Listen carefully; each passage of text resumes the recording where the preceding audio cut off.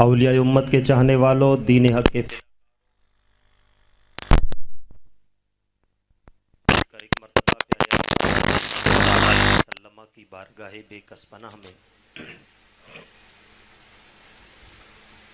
اپنی غلامی کا ثبوت دیتے ہوئے عاشقانہ طور پر، غلامانہ طور پر، محبتانہ طور پر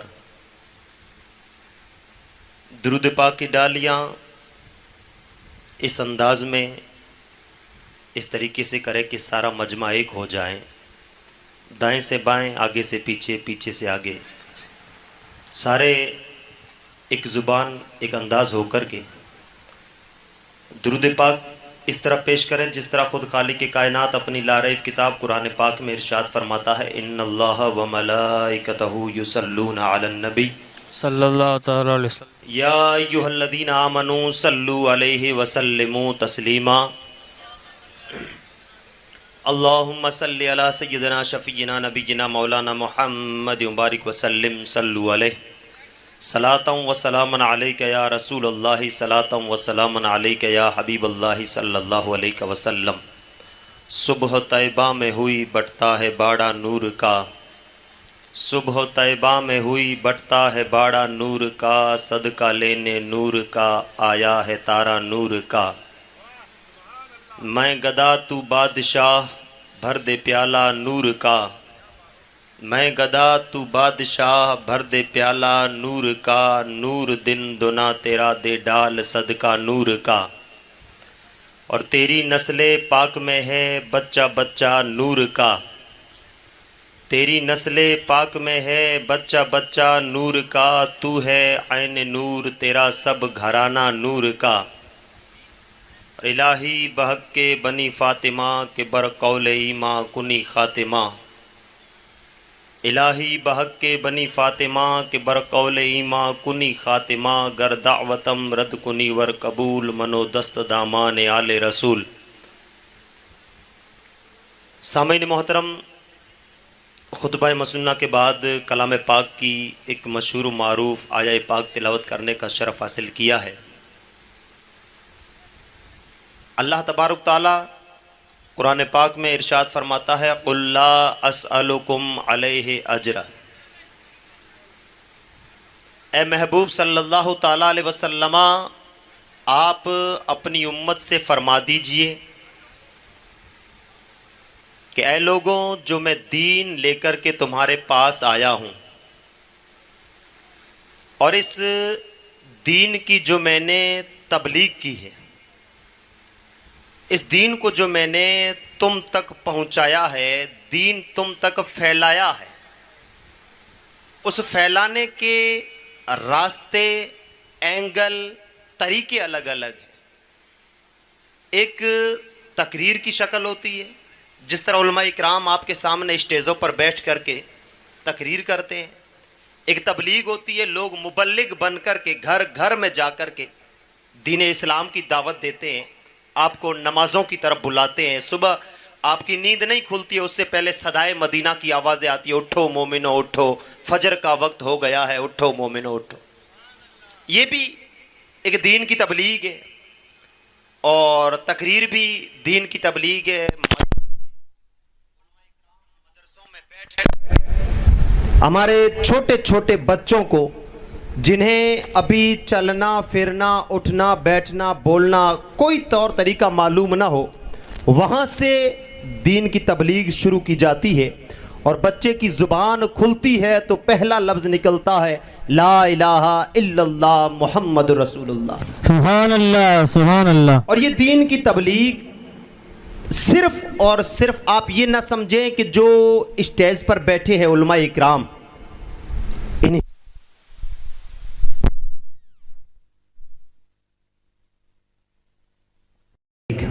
دین اسلام کا کام یہ جب سے دنیا وجود میں آئی ہے اور انسان اس دھرتی پر آئے ہیں، تب سے یہ دین کا کام، دین کی تبلیغ چلی آ رہی ہے، اور اس کے طریقے الگ الگ ہیں۔ کوئی مساجد میں رہ کر دین کا کام کر رہا ہے، کوئی تقریریں کر کے دین کا کام کر رہا ہے، کوئی یہ سوشل میڈیا کے ذریعے دین کا کام کر رہا ہے، جیسے یہ فیس بک ہے، واٹس ایپ ہے، ٹویٹر ہے، یہ آپ ہمارے سکندر بھائی اور مولانا سلیم صاحب کے یہ یوٹیوب چینل بھی لے لیں، یہ بھی ایک دین کی تبلیغ ہے۔ تو یہ دین کا کام کرنا انبیاء اکرام سے چلا آ رہا ہے۔ حضرت نوح علیہ السلام جو اس دھرتی پر پہلے رسول آئے، نبی بھی ہے لیکن پہلے رسول حضرت نوح علیہ السلام ہے۔ حضرت نوح علیہ السلام نے دین کی تبلیغ 950 سال کی، 950 سال۔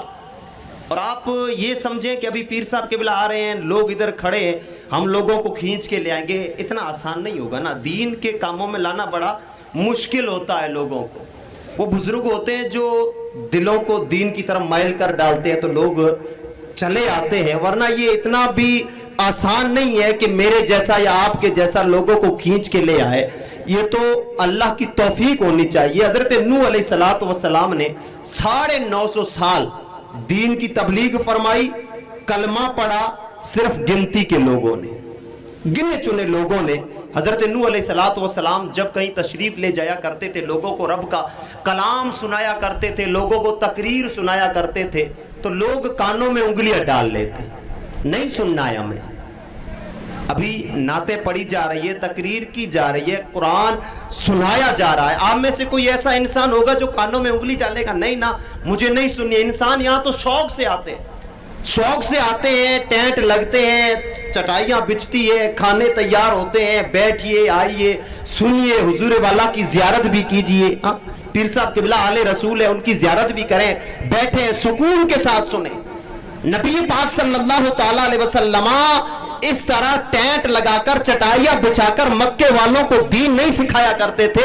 آقا علیہ السلام گھر گھر جایا کرتے تھے، گلی گلی میرے آقا جایا کرتے تھے، اور حال یہ ہوتا تھا کہ میرا نبی جس گلیوں سے گزرا کرتا تھا، سگا چچا ابو لہب گلی کے چھوٹے چھوٹے بچوں کو چند پیسے دے کر کے، ان کے ہاتھوں میں پتھر دے کر کے، مصطفیٰ جان رحمت صلی اللہ تعالیٰ علیہ وسلم پر پتھروں کی برسات کیا کرتا تھا، لہو لہان ہو جایا کرتا تھا جسم۔ حضرت نوح علیہ السلام جہاں کہیں دین کی تبلیغ کے لیے جاتے، قرآن یا جو بھی اللہ کی کتاب تھی انہیں سناتے، لوگ کانوں میں انگلیاں ڈال لیتے۔ حضرت نوح علیہ السلام کہتے کانوں میں انگلیاں کیوں ڈالی؟ لوگ کہتے اے نوح ہم تیری بات نہیں سنیں گے۔ کہا کیوں نہیں سنو گے؟ لوگ کہتے تو وہ دین لے کے آیا ہے کہ ہمارے باپ داداؤں کے دین سے ہمیں ہٹا رہا ہے، ہم چاہتے ہیں ہمارے باپ داداؤں کے دین پہ ٹکے رہیں۔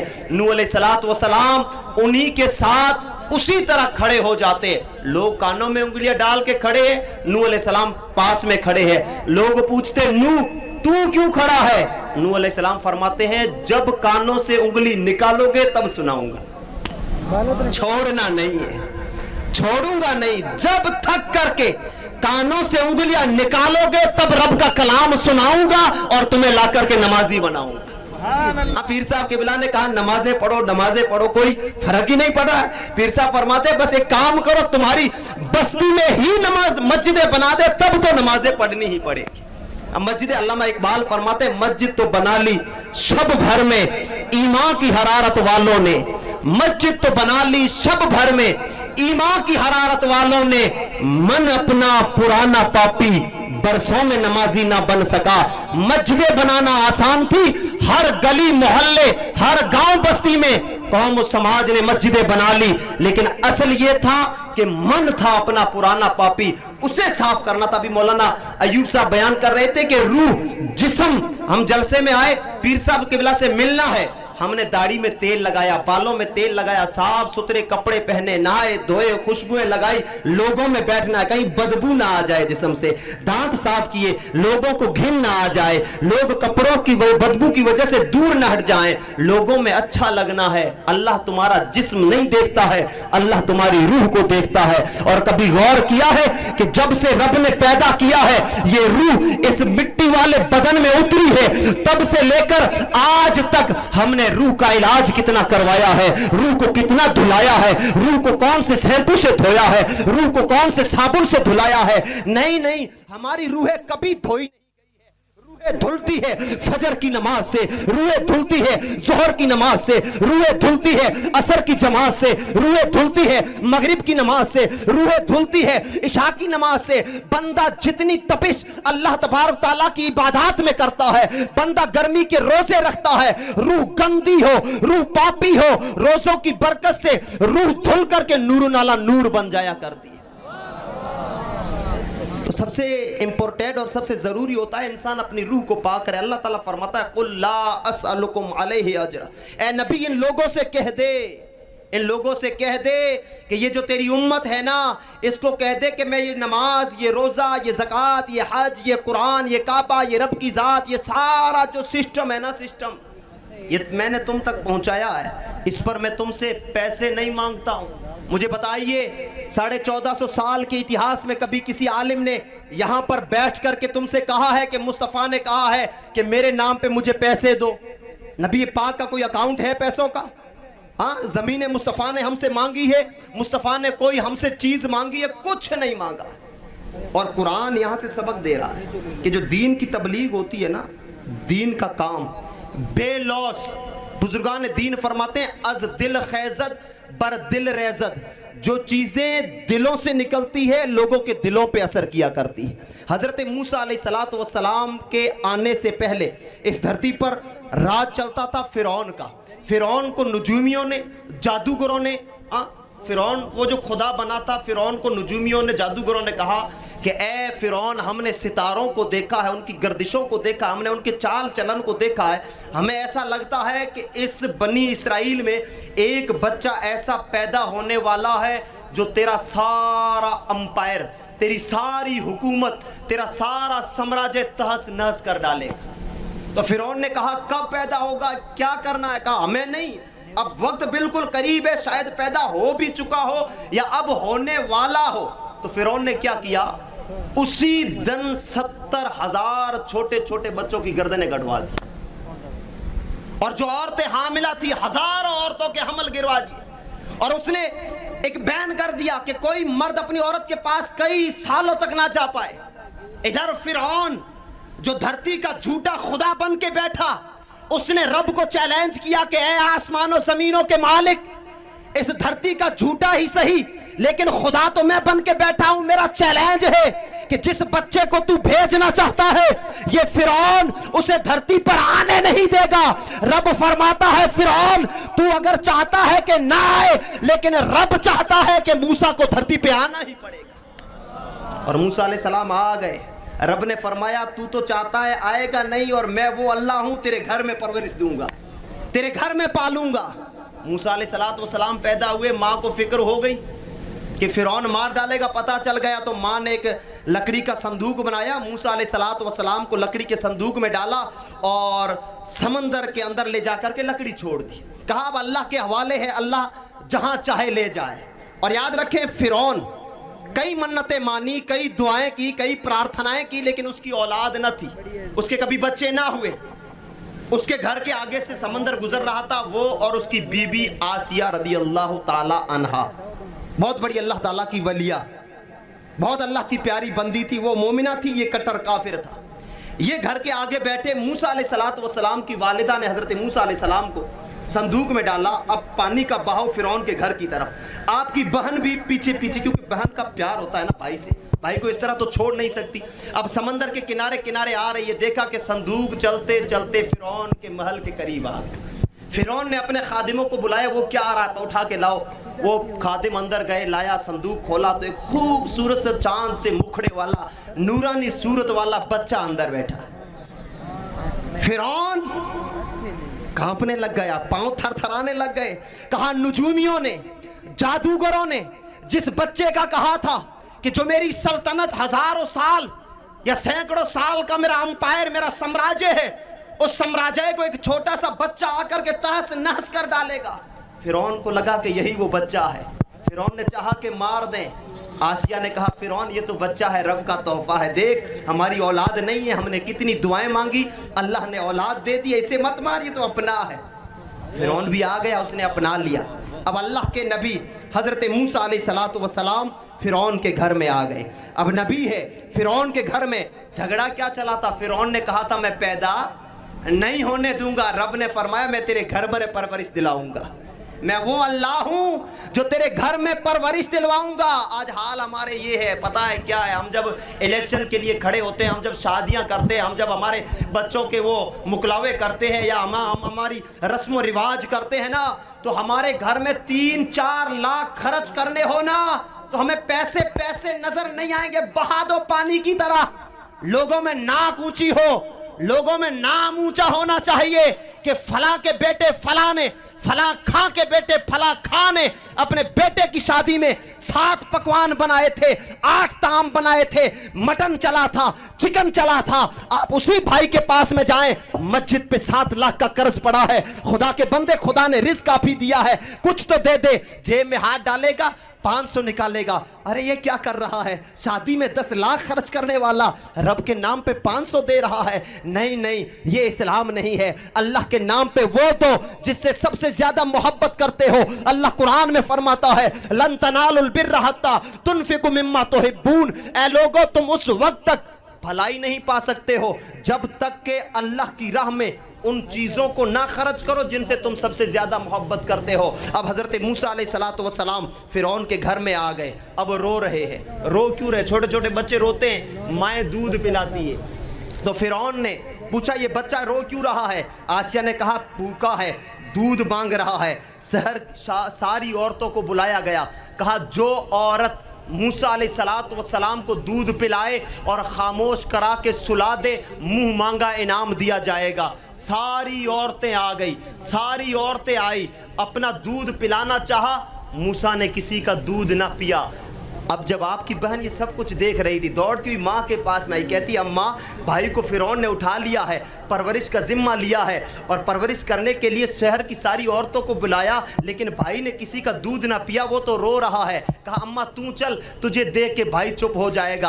हाँ, आपकी वालिदा आई, फिरौन से इजाज़त ली। फिरौन ने कहा आप ट्राई करो। आपकी वालिदा ने दूध पिलाया, मूसा अलैहिस्सलातु वस्सलाम ने दूध पिया, चैन और सुकून के साथ सो गए, आराम से सो गए।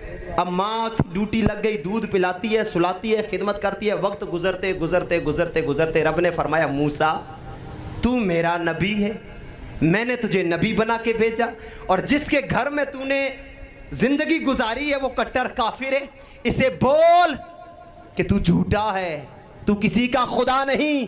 खुदा वो है जो जिंदगी देता है, मौत देता है। खुदा वो है जो सूरज को पूरब से निकालता है, पश्चिम की तरफ लेके जाता है। तू किसी का खुदा नहीं है।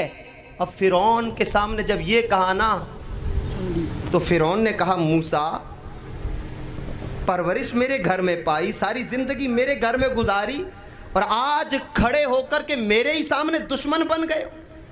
तो मूसा अलैहिस्सलातु वस्सलाम ने यहाँ बड़ा प्यारा जवाब दिया। वो जवाब क्या था? अल्लाह फरमाता कुल ला अस्अलुकुम अलैहि अजरा। ये जो दीन की तबलीग है ना, इस पर अगर किसी ने अजर मांग लिया, किसी ने पैसे मांग लिए, किसी ने इज्जत मांग ली, किसी ने शोहरतें मांग ली कि मैं तकरीर करूंगा लोग मेरी वाहवाही करेंगे, सुन तेरी वाहवाही वहीं तक रहेगी, लोगों के दिलों में तेरी बात असर नहीं करने वाली है, तेरे अल्फाज खूबसूरत हवाओं में उड़ते रहेंगे, लोगों के दिलों में पहुंचने वाले नहीं है। अगर तेरी बात में दम है, तेरे दिल में दर्द है, तेरे दिल का दर्द निकलता है, तुझे कोई फिक्र नहीं है, तुझे कोई किसी का लालच नहीं है, तू रब के दीन के लिए इखलास से बोल रहा है, इधर तेरी जुबान से लफ्ज निकलते हैं, इधर लोगों के दिलों में ऑटोमेटिकली रब उतार डालता है। सुभान अल्लाह, नारे तकबीर, नारे रिसालत, सुभान अल्लाह, सुभान। अब हजरत मूसा अलैहिस्सलातु वस्सलाम को फिरौन कहता है कि मूसा सारी जिंदगी मेरे घर में रहे और आज खड़े होकर के मेरे ही खिलाफ खड़े हो गए। तो मूसा अलैहिस्सलातु वस्सलाम फरमाते हैं कि फिरौन रहा तेरे घर में हूं, सुभान अल्लाह, रहा तेरे घर में हूं, लेकिन दूध मेरी माँ का पिया है, तेरा कोई मुझ पे एहसान नहीं है। और जिसने, सुभान अल्लाह, शरीयत का कायदा है, ये शरीयत का कानून है, ये दुनिया का उसूल है, जिस किसी ने किसी का एहसान लिया, अब फॉर एग्जाम्पल आप मान ले, ये बात सुन ले कि अल्लाह बचाए सारे मुसलमानों को सबसे बड़ी बीमारी इस्लाम के अंदर फैल रही है सूद, ब्याज, इंटरेस्ट की।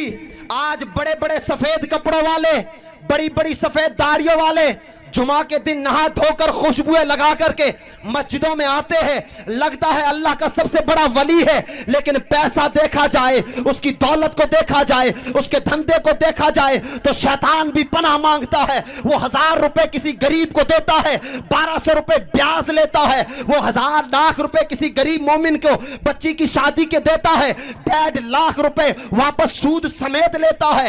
जरा सोचो तो सही, अगर ऐसा कहीं माहौल हो, मुझे वही कोई इंसान बुला दे तकरीर करने के लिए, मजमे में 4-5 बड़े बड़े रसूखदार ब्याज वाले बैठे हो, मुझे 1000, 500, 10,000 रुपये नजराना दे दे, अब बताइए मैं बोलूँगा सूद पर?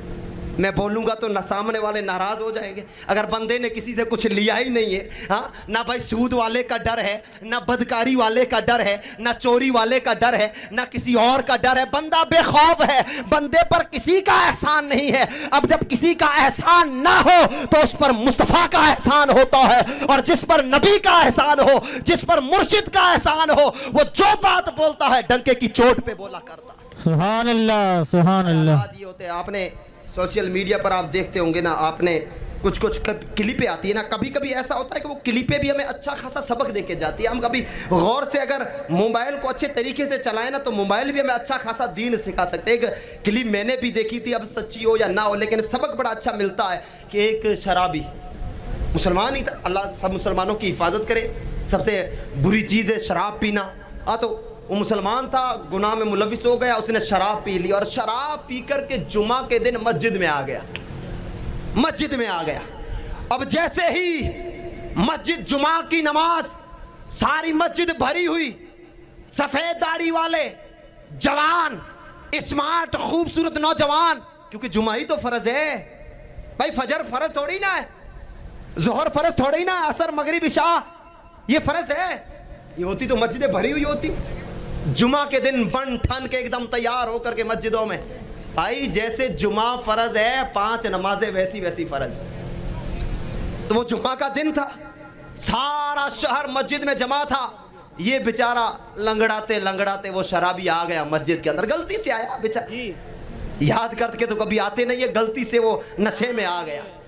अब जैसे ही मस्जिद में पता चला कि जमात का वक्त करीब है, और शराबी मस्जिद में आ गया, शराब पी के मस्जिद में आ गया, सारी मस्जिद बाहर आ गई, सारे लोग आ गए, थप्पड़ों से मारा, डंडों से मारा, किसी ने किसी से मारा, किसी ने किसी से मारा। उस शराबी ने मार खाई। ये बात आप दिल से सुने, आप अपनी तवज्जो ना हटाएं, ये बात आप दिल से सुने कि उस शराबी को मार पड़ने के बाद शराबी ने कहा सारे मार चुके, सबने मार लिया, कहा हाँ मार लिया, थक गए सारे, कहा थक गए। अब शराबी खड़ा होता है, कहा मेरी बात सुनो। कहा बोल, क्यों आया मस्जिद में? वो कहता है सुनो, मैंने शराब पी है, शराब, इसमें गुनाह सिर्फ मेरा है, मैंने किसी मोमिन का दिल नहीं दुखाया है, मैंने किसी मोमिन मुसलमान पर जुल्म नहीं किया है, मेरे पैसे थे, मैंने शराब पी है, मेरी गलती थी कि मैं शराब के नशे में रब के घर में आ गया, मुझे सजा ये मिली कि सब ने मुझे पीटा, हर नमाजी ने पीटा। लेकिन ऐ लोगों बताओ, अपने दिलों पे हाथ रख करके बताओ कि तुम्हारे अंदर कितने सूद खाने वाले मस्जिद में खड़े, कितने चोर मस्जिद के अंदर खड़े हैं, कितने बदकारियां करने वाले मोबाइलों पे लगे हुए मस्जिद के अंदर खड़े हैं। है तुम्हारे अंदर कोई ऐसा कि जिसने सूद खाने वाले का हाथ पकड़ के मस्जिद से निकाला हो? अरे मैं शराबे पीता हूं, मेरे पैसों की पीता हूं, किसी मोमिन पर जुल्म नहीं करता, किसी गरीब मुसलमान पे जुल्म सितम नहीं होता है, पैसा मेरा जाता है, जिस्म मेरा जाता है, लेकिन पूछ कभी सूद वाले को, पूछ कभी ब्याज वाले को कि मजबूर बाप था, 7 बेटियां थी घर के अंदर, उस पर मजबूरी थी, कौम की मजबूरियां, समाज की मजबूरियां थी, जहेज का शो करना था, दुनिया के सामने बड़े बड़े जहेज दिखाने थे। उस बाप के पास में पैसे नहीं थे ना, वो बड़े अमीर के पास आया था कर्ज लेने के लिए, वरना समाज में नाक कट जाएगी। उस 7 बच्चियों के बाप ने अमीर से 10 लाख का कर्ज लिया, और यही नमाज पढ़ने वाला 10 लाख कर्ज देता है, 3 लाख ऊपर ब्याज लेता है, बताओ जालिम बड़ा कौन है? तुमने शराबी को तो मार के भगा दिया है, क्या है तुम्हारे अंदर कोई ऐसा कि ऐसे लोगों पर लगाम लगा सके? तो मेरे कहने का मतलब ये है कि अल्लाह ताला फरमाता है कुल ला अस्अलुकुम अलैहि अजरा। जो दीन की तबलीग होती है बेलौस होनी चाहिए। आका अलैहिस्सलातु वस्सलाम ने दीन की तबलीग की है। 63 साल आपकी जिंदगी मुबारका है, 40 साल आप निकाल लें, 23 साल मेरे नबी ने दुनिया के सामने दीन की तबलीग की है।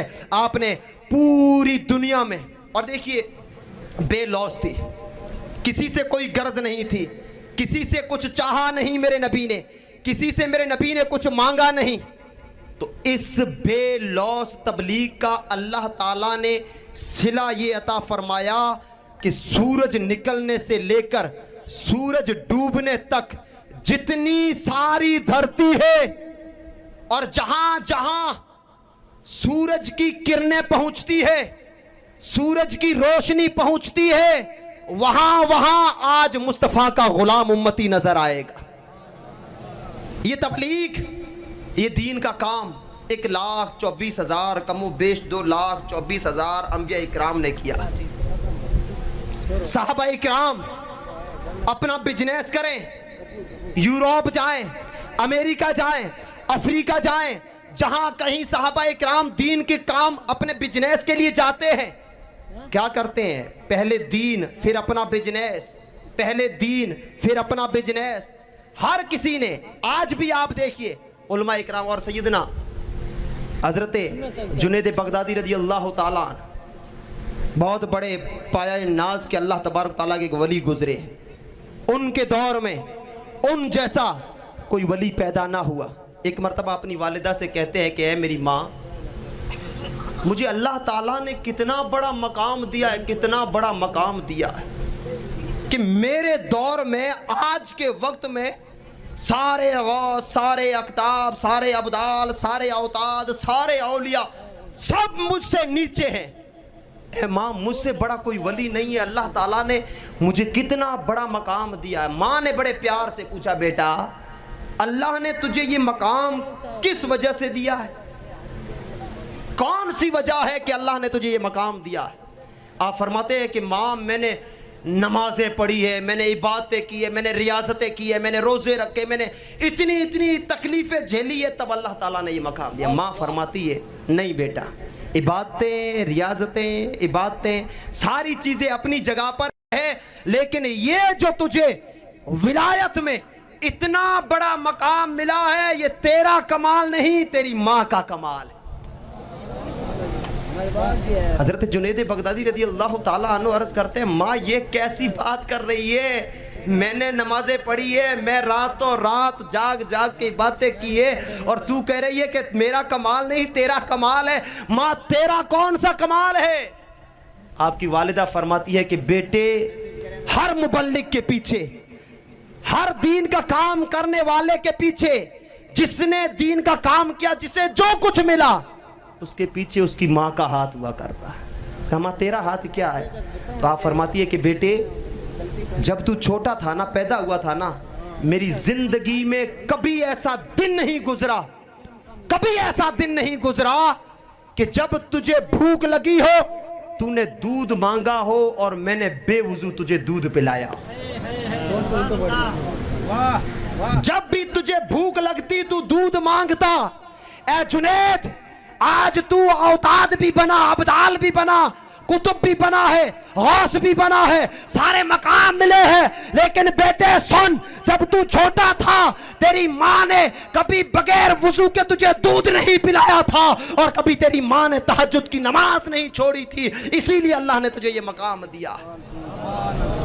हजरत सैयदना गौसे आजम रज़ी अल्लाह ताला अन्हु, आपकी वालिदा, आप जब पहले मरतबा मदरसा आए तो आपने 18 पारे कुरान के सुना दिए। उस्ताद हैरान है, बेटे 18 पारे कहाँ से सीखे? अर्ज करते हैं कि माँ के पेट में। कहा कैसे? कहा माँ 18 पारों की हाफिजा थी, सुबह फजर तहज्जुद के लिए उठती, तहज्जुद पढ़ के फजर और तहज्जुद के बीच में 18 पारे पढ़ती, बाहर माँ पढ़ती, अंदर बेटा याद कर ले। और ऐसी माएँ और बेटे बने जुनैद, अब्दुल कादिर जीलानी, कि सारी दुनिया में दीन इस्लाम का काम करें। اللہ تعالیٰ نے فرمایا نبی لوگوں سے کہہ دے کہ یہ جو دین ہے نا اس پر کوئی اجر قیمت تم سے نہیں مانگتا، ہاں تم سے ایک چیز ضرور مانگتا۔ آپ پوچھیں گے یار پھر ایک چیز تو مانگ لی ہے نا، وہ چیز کیا ہے؟ وہ چیز کون سی مانگی ہے؟ قُلْ لَا أَسْأَلُكُمْ عَلَيْهِ أَجْرًا إِلَّا الْمُوَدَّةَ فِي الْقُرْبَى، اے نبی کہہ دے کہ اس دین پر میں تم سے کوئی قیمت کوئی اجر نہیں مانگتا، لیکن ہاں ایک چیز تم سے مانگتا ہوں۔ صحابہ نے مسلمانوں نے عرض کیا یا رسول اللہ وہ چیز کون سی ہے؟ آقا فرماتے میری اہل بیت میرے گھر والوں کی محبت کا تم سے سوال کرتا ہوں۔ اب یہاں پر بھی سوال ہے کہ پہلے تو کہا کچھ نہیں مانگا، قیمت اجر کچھ نہیں، اور پھر آخر میں سوال کیا کہ اہل بیت کی محبت، تو مانگ تو لیا نا، کچھ تو دین کی تبلیغ پہ مانگا ہے نا۔ اس کا جواب بھی آقا علیہ الصلوۃ والسلام خود ارشاد فرماتے ہیں۔ وہ جواب کیا ہے کہ نبی پاک صلی اللہ تعالیٰ علیہ وسلم نے اپنی امت سے یہ جو اپنے اہل بیت اپنے گھر والوں کی محبت مانگی، اس میں حسن حسین کا فائدہ نہیں، اس میں سیدہ طیبہ طاہرہ عالمہ عابدہ خاتون جنت فاطمہ کا فائدہ نہیں، شیر خدا مولائے کائنات حیدر کرار کا فائدہ نہیں، ان کی اولاد کا فائدہ نہیں، کافر فائدہ کس کا؟ جواب ملتا ہے اس میں بھی فائدہ تمہارا، اس میں بھی فائدہ ہمارا۔ ہم اولاد علی شہزادہ غوث اعظم پیر و مرشد سید غلام حسین شاہ جیلانی سے محبت کریں تو فائدہ ان کا نہیں، فائدہ ہمارا ہے۔ وہ فائدہ ہمارا کیسے ہے؟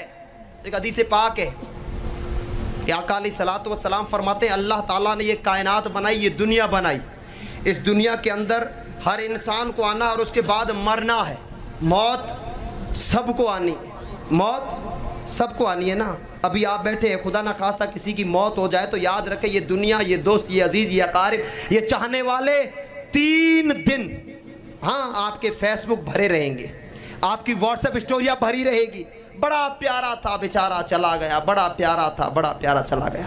3 دن کے بعد سب کے اسٹوری بدل جائے گی، گانے وہی کے وہی، پروفائل پکچر وہی کی وہی، بس کچھ نہیں۔ 3 دن کے بعد آپ کی یاد آج ہیں کل تھا، آج آپ ہیں کل تھا، اور یہی ہے زندگی، اسی کا نام ہے زندگی کہ آج ہے اور کل ہو جائیں گے تھا، بس اتنے میں زندگی ختم ہو جاتی ہے۔ تو موت سب کو آنی ہے، اور آقا علیہ الصلوۃ والسلام ارشاد فرماتے ہیں کہ موتوں کے اندر سب سے بڑی، سب سے اونچی، سب سے بڑے مقام والی موت ہے شہادت کی موت۔ اور خود نبی پاک صلی اللہ تعالیٰ علیہ وسلم نے ہاتھ اٹھا کر کے رب سے دعا مانگی، اے مولا مجھے جب بھی موت دے شہادت کی موت دینا۔ اس سے آپ کو امپورٹنٹ پتا چلے گا، اس سے آپ کو اس کی قیمت پتا چلے گی کہ جس موت کی دعا خود رب کا حبیب مانگ رہا ہے، سوچے کہ اس موت کا مقام کیا ہوگا کہ مصطفیٰ خود کہے کہ مولا جب مجھے موت آئے تو شہادت کی موت دینا۔ اور بے شک آقا علیہ الصلوۃ والسلام کو شہادت نصیب ہوئی۔ آپ نے سنا ہوگا یہ محرم الحرام کا مہینہ چل رہا ہے، امام علی مقام امام حسین رضی اللہ تعالیٰ عنہ کربلا میں شہید ہوئے۔ مجھے بتائیے حضرت آدم سے لے کر آج تک اور آج سے قیامت کی صبح تک ہزاروں نہیں، لاکھوں نہیں، کروڑوں لوگ اللہ کے نام پہ شہید ہوئے، نبی بھی شہید، صحابہ بھی شہید، ولی بھی شہید، مسلمان بھی شہید۔ روایت میں آتا ہے بنی اسرائیل نے ایک دن میں 70,000 انبیاء اکرام کو شہید کر ڈالا۔ حضرت یحییٰ علیہ الصلوۃ والسلام کے سر پہ آرا آیا، اللہ نے فرمایا اب آہ مت کرنا، آرا چلا، جسم کٹا، 2 ٹکڑے ہوا اور شہید ہو گئے۔ حضرت امیر حمزہ رضی اللہ تعالی عنہ جو میرے مصطفیٰ کے سگے چچا سب سے زیادہ پیار کریں. مجھے بتائیے ہمارے گھروں میں موت ہوتی ہے, کوئی عالم جاتا ہے, کوئی جوان جاتا ہے, کوئی بوڑھا جاتا ہے, کوئی کیسا ہی جاتا ہے, ہر ایک کی موت پر کوئی نہ کوئی ضرور روتا ہے. کسی کی موت پر بیوی روتی ہے, کسی کی موت پر بھائی روتا ہے, کسی کی موت پر باپ روتا ہے, کسی کی موت پر ماں روتی ہے. لیکن اس دھرتی پر ایک ذات ایسی گزری ہے جس کا نام ہے سیدنا امیر حمزہ رضی اللہ تعالیٰ عنہ. جب احد کے میدان میں آپ کی شہادت ہوتی ہے, لاش مبارک کو دیکھا جاتا ہے. حال یہ ہے کہ آنکھیں نکالی جا چکی ہے, کان مبارک کاٹے جا چکے ہیں, ہونٹ مبارک کاٹے جا چکے ہیں, ناک مبارک کاٹی جا چکی ہے, سینہ مبارک چیرا جا چکا ہے, اندر سے کلیجہ نکالا جا چکا ہے, چبایا جا چکا ہے. امیر حمزہ بے غور و کفن زمین پہ پڑے ہیں, مصطفیٰ کھڑے ہیں. امیر حمزہ کی لاش کو دیکھ کر مصطفیٰ کی آنکھوں سے بے ساختہ آنسو نکلتے ہیں. میرے مصطفیٰ زاروں قطار رو رہے ہیں. تو اس دھرتی پر نبی بھی شہید ہوئے ہیں, صحابہ بھی شہید ہوئے ہیں, ولی بھی شہید ہوئے ہیں. لیکن جو مقام حضرت سیدنا امام علی مقام امام حسین کو ملا ہے, حضرت آدم سے لے کر نہ آج تک کسی کو ملا ہے اور نہ قیامت کی صبح تک کسی کو مقام مل سکتا ہے. سبحان اللہ سبحان اللہ. پوچھیں گے کیوں؟ نبیوں کی بھی شہادتیں ہوئی ہے, بڑے بڑے قداور, بڑے بڑے دگج, اب بڑے بڑے صحابہ اکرام عشرائے مبشرہ میں جو تھے ان کی بھی شہادتیں, حضرت عثمان, حضرت عمر فاروق, مولا کائنات حیدر کرار اور بھی دیگر بڑے بڑے صحابہ اکرام وہ شہید ہوئے. ان کے بعد تابعی شہید ہوئے, تبع تابعی شہید ہوئے, پھر ان کے بعد اولیاء بھی ہوئے, آج تک ہو رہے, قیامت کی صبح تک ہوں گے. لیکن سید الشہداء کربلا کے تاجدار امام علی مقام کو کیوں کہا جاتا ہے؟ اس کا جواب یہ ہے کہ امیر حمزہ کی شہادت صرف اور صرف امیر حمزہ کی شہادت تھی. انبیاء کی شہادتیں صرف اور صرف انبیاء کی شہادتیں تھی. اولیاء کی شہادتیں صرف اور صرف اپنی شہادتیں تھی, اور عام مسلمانوں کی شہادتیں صرف اور صرف اپنی شہادتیں تھی. لیکن حسین اس روئے زمین پر وہ ذات ہے کہ مدینے میں مصطفیٰ دعا مانگے, اے مولا جب موت دے تو شہادت کی موت دینا. رب قرآن میں کہتا ہے واللہ یعصمک من الناس, اے نبی تیری دعا تو قبول ہو گئی شہادت والی, لیکن اللہ تیری حفاظت فرمائے گا لوگوں سے. مصطفیٰ کا وقت اور مصطفیٰ دنیا سے ظاہری پردہ کر لیتے ہیں. شہادت کی دعا مانگی تھی, شہادت ہونا باقی ہے, تو رب نے فرمایا مصطفیٰ تیری شہادت کے لیے تیرے رب نے تیرے بچے حسین کو تیار کر کے رکھا ہے. کربلا میں حسین آئے گا, شہادت حسین کی نہیں ہوگی بلکہ شہادت مصطفیٰ کی ہوگی, اسی لیے اسے سید الشہداء کہا جائے گا. سبحان اللہ سبحان اللہ. امام علی مقام رضی اللہ تعالی عنہ کی جو شہادت کو یہ مقام و مرتبہ ملا ہے, یہ شہادتیں صرف اور صرف امام حسین نہیں بلکہ یہ شہادت مصطفیٰ, اور مصطفیٰ نے دعائیں بھی مانگی, اور امت کو یہ تلقین بھی میرے آقا نے فرمائی ہے کہ لوگوں جب بھی دعا مانگو نا رب سے, دعا جب بھی مانگو تو یہ دعا مانگو مولا موت تو آنی ہے, موت تو کوئی بچے گا مجھے بتائیے؟ بڑے بڑے محلوں میں چھپ جائیں, گھروں میں چھپ جائیں, زمینوں میں گھس جائیں, ہاں آپ اسپیس میں چلے جائیں, آپ انترکش میں چلے جائیں, آپ کہیں بھی جائیں, سبحان اللہ ماشاءاللہ. ہوتا ہے کہ ملک الموت دن میں 3 بار آپ کا چہرہ دیکھتے ہیں. مرنا تو ہے لیکن آقا فرماتے ہیں کہ مرنا تو ہے تو پھر رب سے دعا. نعرہ تکبیر, نعرہ رسالت, شیر گجرات, نعرہ تکبیر, نعرہ رسالت, مقرر خصوصی. پڑھے درود پاک اللہم صلی علی سیدنا شفینا نبینا مولانا محمد مبارک وسلم, صلو علیہ الصلوۃ والسلام علیک یا رسول اللہ صلی اللہ علیہ وسلم. تو آقا علیہ السلام نے یہ تلقین فرمائی جب بھی رب سے مانگو تو شہادت کی موت مانگو. اور میں نے کہا نا اللہ تعالیٰ نے فرمایا قل لا اسألکم علیہ اجرا الا المودۃ فی القربہ, نبی کہہ دے کہ میں تم سے کوئی اجر قیمت نہیں مانگتا, ہاں اہل بیت کی محبت. اب سوال یہ ہے جب پہلے اجر نہ مانگا, کوئی قیمت نہ مانگی, تو اہل بیت کی محبت کیوں مانگی جا رہی ہے؟ تو مصطفیٰ نے فرمایا لوگوں رب سے دعا مانگو شہادت کی کہ مولا جب موت دے تو شہادت کی موت دے. اب حال یہ ہے یا رسول اللہ موت تو سب کی لکھی جا چکی ہے, کوئی ہاسٹل میں, کوئی ہاسپٹل میں مر رہا ہے, کوئی روڈ پہ مر رہا ہے, کوئی گھر میں بستروں پہ مر رہا ہے, کوئی کہیں مر رہا ہے, کوئی کہیں مر رہا ہے, شہادت کیسے ملے گی؟ آقا فرماتا ہے یہاں سے بھی تمہارے لیے ایک راستہ بنا دیتا ہوں. کہا راستہ کیسا؟ آقا فرماتے ہیں مم ماتا علی حب آل محمد صلی اللہ تعالیٰ علیہ وسلم ماتا شہیدہ، کہ جس انسان کو موت آئے، چاہے کہیں بھی مرے، چاہے آپ مسجد میں موت آئے، چاہے اپنے گھر میں آئے، بستر پہ آئے، ہاسپٹل میں آئے، ایکسیڈنٹ میں موت آئے، چاہے کہیں بھی آئے، لیکن مرتے وقت حال یہ ہو کہ دل میں اہل بیت کی محبت ہو، اللہ تعالیٰ اسے شہید کا مقام عطا فرماتا ہے۔ سبحان اللہ، اللہ ماشاء تعالیٰ اللہ۔ کی بارگاہ میں دعا ہے کہ اللہ تعالیٰ ہم سب کو نیک توفیق و رفیق عطا فرمائے۔